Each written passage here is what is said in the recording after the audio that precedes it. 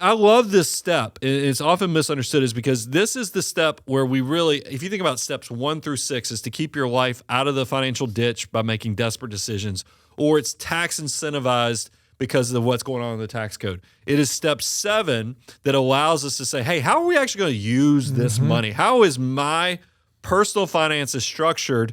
And you'll quickly realize, hey, if I'm part of the FIRE movement, our FIND movement to the next endeavor, I might need access to this money. So I'll need a different account structure than just traditional 401ks. But it might also be if you're somebody who you don't make a ton of money, but you're super disciplined. Yes, you have moved into step 7 without even maxing out the 401k limits, but that's A-okay because it's still now in step 7. You can think about how am I going to use this money in retirement to make sure that I'm structuring this appropriately with all my benefits. So you're hearing over and over, the goal is to be saving 25%, getting to 25%, hitting that number. And so a lot of folks ask, okay, guys, what counts in this? Well, when we think about the 25% savings rate, we're thinking about saving for future financial independence. So we're thinking about contributions that are going towards employer-sponsored plans. That's 401ks, 457s, 403bs.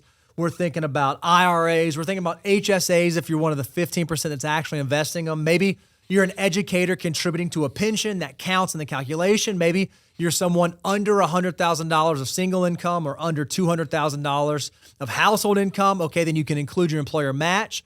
If you're putting money in an ESOP or an employee stock purchase plan, that counts. Or if you're saving in that third bucket, that after-tax bucket, that counts as well, assuming that you're saving those dollars for future financial independence. Here's what it does not count. It does not count prepaying your mortgage. It does not count the principal payments on your mortgage. It does not count the investment in the real estate or rental property. Those are not part of your 25%. We want 25% going towards your liquid portfolio for your financially independent future. Yeah, and the last one on that list is that taxable brokerage account, and it's a banger because what I love about this is that for a lot of you, as you're starting to plan and figure out how you use this money, it has the maximum amount of flexibility. It still can be used for retirement, but here's what's so cool about the after-tax accounts is that it doesn't have limits on contributions. Put as much in there as you want. You load it up.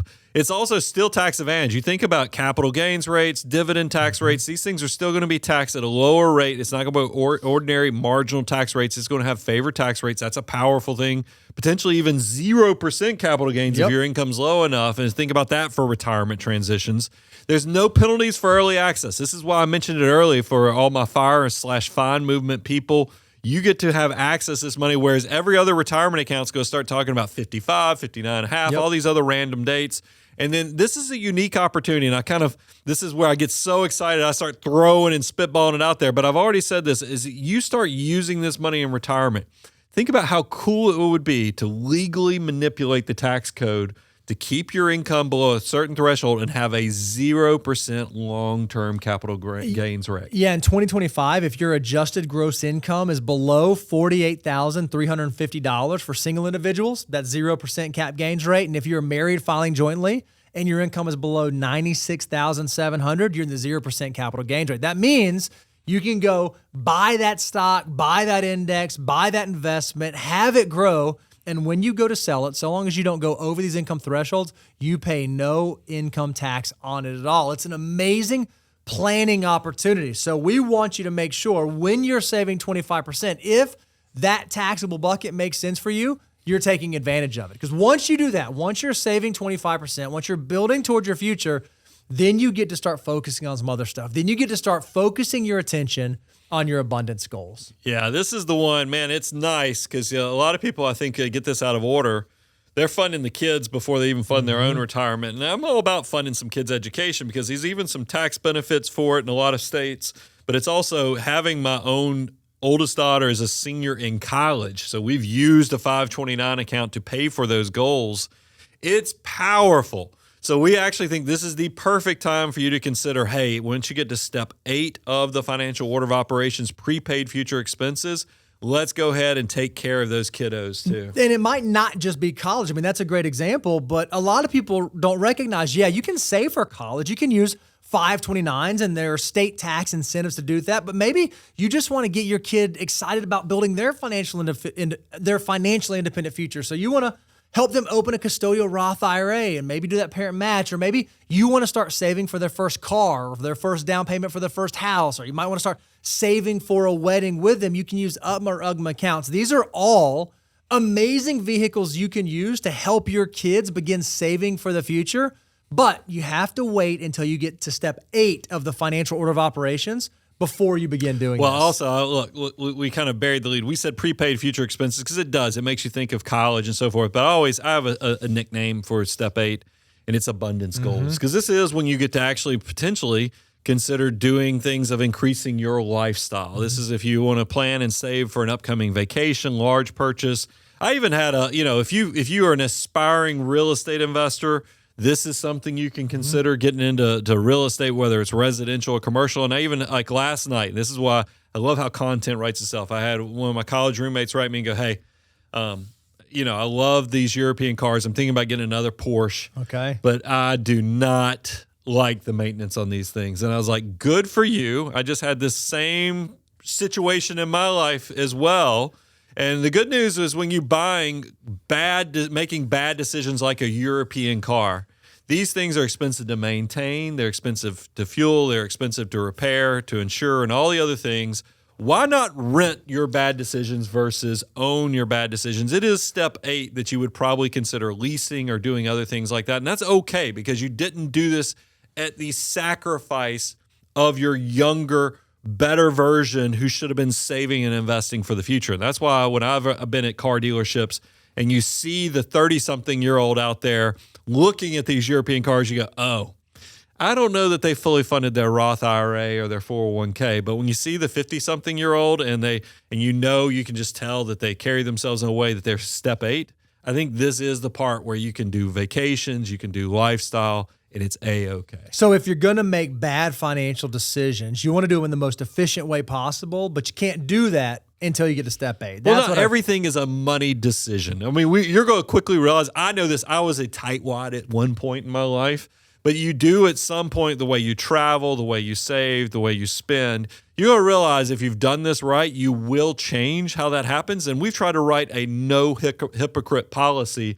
so that this thing actually grows with you. That's the beauty of financial order of operations. It actually keeps you from being a tightwad when you shouldn't be, when it's actually to the detriment of your relationships and your goals. We're going to get you through that. So what you're saying is at this stage, you get to define what abundance is for you. And abundance for one person might not be the same thing an abundance is for someone else. And that's okay. That's why the financial order of operations liberates you to use money as the tool that you ultimately want it to be. And maybe you're someone who says, okay, I've done the things and I've gone to the vacations and I have all the stuff, but now I just want to start shoring up my financial life. And going into this end of this year, maybe I want to make 2025 the year. Maybe this is the year where I want to go ahead and knock out that mortgage and I want to prepay that low interest debt and I want to pay off the house and get that off my balance sheet. Maybe you're someone who's getting that year-end bonus and you've saved the way that you're supposed to save and you funded the abundance goals, you've done all those things, and you know what? I'm going to do it. I'm going to write the check. I'm going to knock this out. Well, let's put some guardrails on this before we celebrate, because I know what's coming. I can see the tea leaves. Is that I think that this is something that I would encourage my financial mutants. Look, I'm going to let you, once you get beyond saving and investing 25%, if you want to go pay off the low interest mortgage, it's okay. It's not optimized, but it's A-okay, because that's a choice that you can make at step 8. But really step 9, the heart of this thing is that you are thinking about this in terms of, am I 45 and over? Because the wealth multiplier for a 32-year-old is completely different than it is for somebody who's 50 years of age. Sure. And I can give you an example. For a 30-year-old, the wealth multiplier is 23 times over.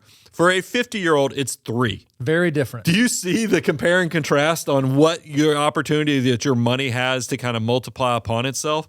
And that's why, and look, here's the other thing that you'll realize about this. I got to the situation to where, yes, I had a low mortgage rate. I had 2.5% mortgage rate, but because the balance was well below $100,000, the actual opportunity cost of what I was forfeiting was getting to be less than $1,000 a year. And I was like, well, wait a minute. I am sitting here struggling with this decision on something that's less than $1,000. I'm like, what am I doing? Let's write the check. And that's why, yes, it was in 2025 that I am now mortgage free. You guys have celebrated with me. I thank you for that. But I want to say I love that I respected the financial order of operations. I was older than 45, sadly.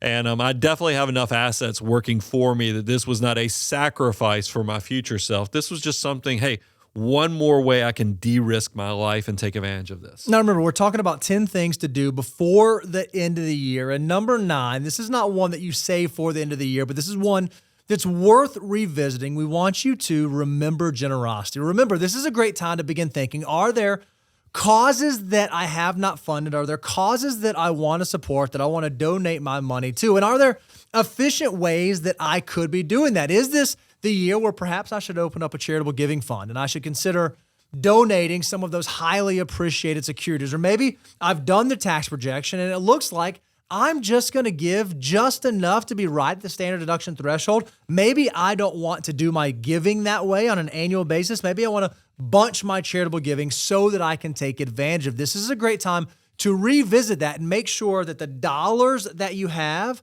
align with the goals that you have, and you're doing it in the most efficient way possible. I felt a little convicted this morning. As I was getting ready for the show today. It hit me. I think I wear like 6 shirts for on our show. I need to add more. But then when I look at my closet and I see I have 6 shirts that I've like deemed camera ready, and then I have probably 35 shirts that are just not camera ready, quilt of life that I've acquired over the last 30 years. I need to clean my closet up. And my wife would agree with that. So this is the perfect time as we're approaching the fourth quarter. Get in there and start figuring out, is there something you can donate? Not only will you help someone out, but you'll also give yourself a financial benefit to lower your income taxes with these contributions. I love it. And so the number 10, as we're thinking through things to think through before the end of the year, it's worth doing an assessment. Saying, okay, have I reached a stage of life where I figured out that the gravity of the financial decisions I'm making is so great that I'm uncomfortable making them by myself? I used to be able to make decisions on $100,000, but now making the decision on $1 million seems like there are bigger implications with that. Or maybe life has just gotten complicated. I heard about all these tax strategies at the end of the year, and I don't know what I don't know. I don't have an education that I want to make sure I'm not missing anything. Or perhaps you're just someone who's gotten busy, and all of a sudden, the things that should not be falling on the back burner of your financial life are falling on the back burner. And you're being pulled in 1,000 different directions. You just want to make sure you keep your eyes on the things that you want to keep your eyes on.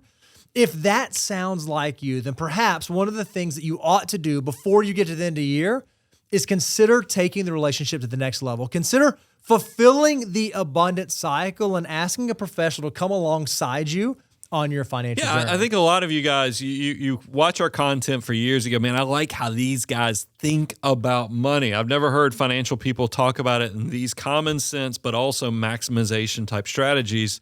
It doesn't have to end with just the content, because as Bo just shared, personal finance is very personal. And if you do this right, what is simple in the beginning become harder and harder and more complicated, because it's just success creates that complication. We'd love to be your co-pilot as you are the CEO, the CFO of a multiple 7-figure enterprise. You don't have to go alone. You don't have to figure things out for the first time. There's actually a better way to do money.